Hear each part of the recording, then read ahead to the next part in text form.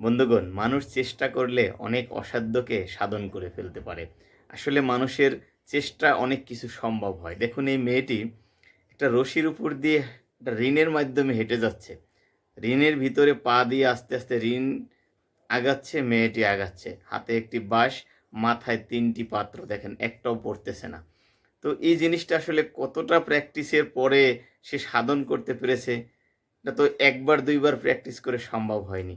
তো এইজন্য মানুষ একটা প্রবাদই তো বলে যে, "পারিবে না বলে মুখ, করিও না ভার, একবার না পারিলে দেখো শতবার।" তো আসলে এই মেয়েটি যে এই অসাধ্যকে সাধন করছে, এটা কিন্তু একবারই হয় না। আপনি আমি চেষ্টা করলেই একবারে পারব না। এটা সাধন করার জন্য মেয়েটির অনেক পরিশ্রম করতে হইছে, অনেক সময় দিতে হয়েছে। তারপরে এই অসম্ভবকে সে সম্ভব করতে পেরেছে।